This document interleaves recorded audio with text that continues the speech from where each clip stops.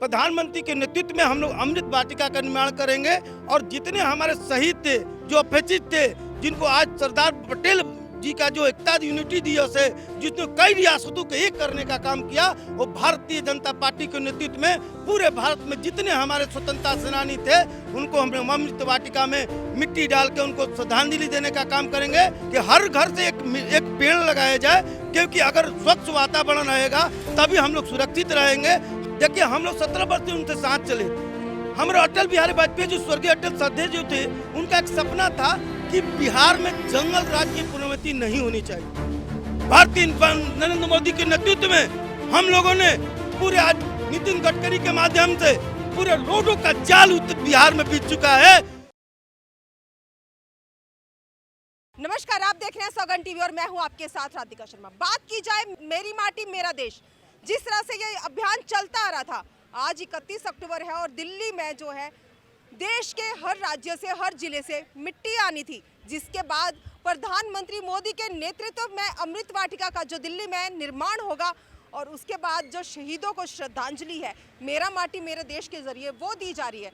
तो हमारे साथ बिहार से मौजूद हैं कुछ लोग, आइए बातचीत कर लेते हैं। क्या कुछ कहना है, क्या कहेंगे आप मेरा माटी मेरा देश? मेरा देश का जो कार्यक्रम चल रहा था भारतीय जनता पार्टी के नेतृत्व नरेंद्र भाई मोदी के नेतृत्व में उस जो नेतृत्व चल रहा था उसमें हम लोग बक्सर जिला से आए हुए हैं और वो मिट्टी जो लाए हैं उसमें माननीय नरेंद्र मोदी के नेतृत्व में अमृत वाटिका का निर्माण होगा।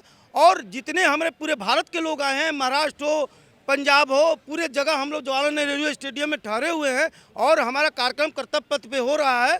और प्रधानमंत्री के नेतृत्व में हम लोग अमृत वाटिका का निर्माण करेंगे और जितने हमारे शहीद थे, जो अपहचित थे, जिनको आज सरदार पटेल जी का जो एकता यूनिटी दिवस है, जिसने कई रियासतों को एक करने का काम किया, वो भारतीय जनता पार्टी के नेतृत्व में पूरे भारत में जितने हमारे स्वतंत्रता सेनानी थे उनको हम अमृत वाटिका में मिट्टी डाल के उनको श्रद्धांजलि देने का काम करेंगे।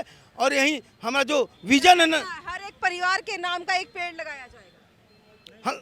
ऐसा कुछ हम तो नहीं सुनने में आ रहा है, लेकिन हम लोग हर घर से हम लोग का आह्वान चला नरेंद्र मोदी के घर से कि हर घर से एक पेड़ लगाया जाए, क्योंकि अगर स्वच्छ वातावरण रहेगा तभी हम लोग सुरक्षित रहेंगे। हमारे भारतीय जनता पार्टी युवा मोर्चा के हमारे नेतृत्व के जो आग्रह आती है उस आग्रह को हम लोग करते हैं। हम लोग अपने पंचायतों में, प्रखंडों में, जिलों में हम लोग अपने जो है वो पेड़ लगाने का काम करते हैं। अच्छा, बात की जाए बिहार के नीतीश कुमार की, किस तरह के काम कर रहे हैं वो बिहार में, क्या संतुष्ट है आप लोग उनके काम से? देखिए, हम लोग 17 वर्ष से उनके साथ चले थे। हमारे अटल बिहारी वाजपेयी जो स्वर्गीय अटल श्रद्धेय जो थे, उनका एक सपना था कि बिहार में जंगल राज की पुनर्वृत्ति नहीं होनी चाहिए।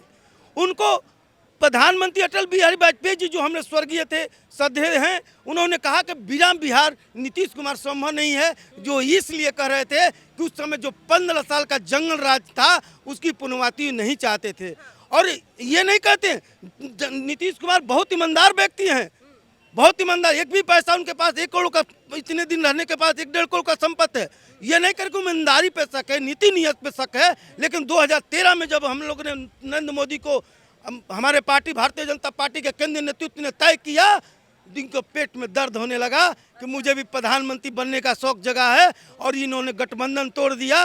हमारे बिहार की भी नमूना है कि हम लोग जितने 17 वर्ष साथ लेकर चला, 2014 में हमारी सरकार आई थी, अगर 9 साल सरकार में होते तो बिहार का स्वरूप आता बहुत अच्छा होता।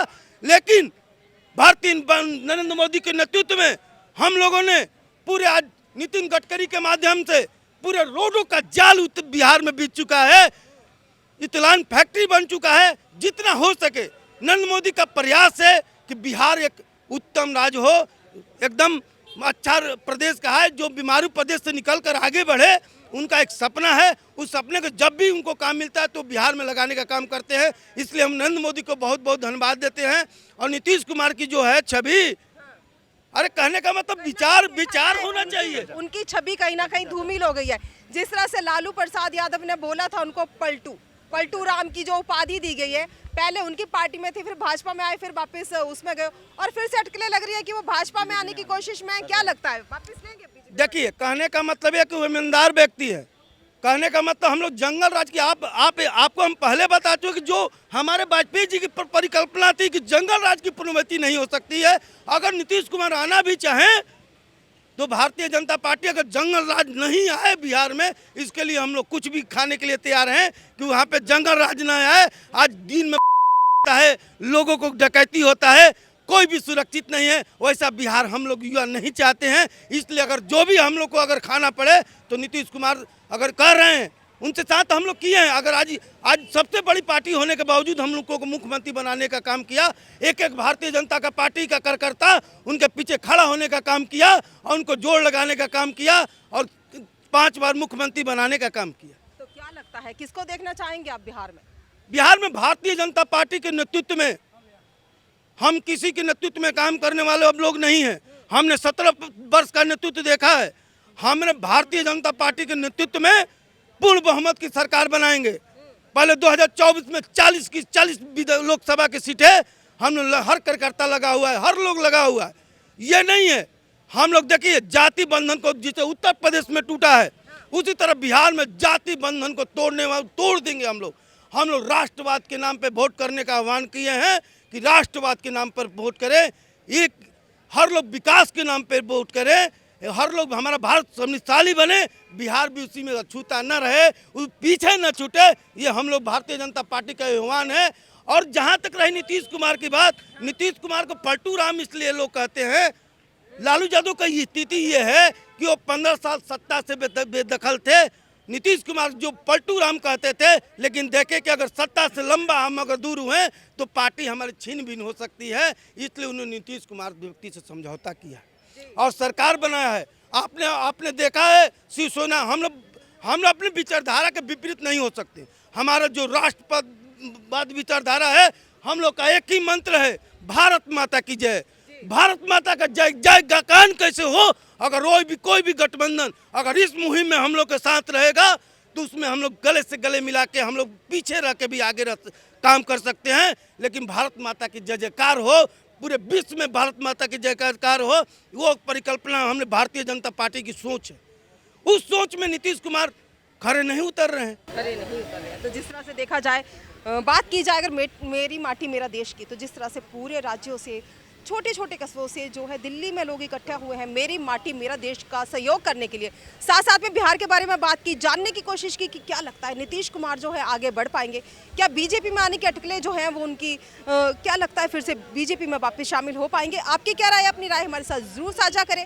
इन्हीं सब खबरों के लिए जुड़े रहिए हमारे साथ, देखते रहिए सौगंध टीवी।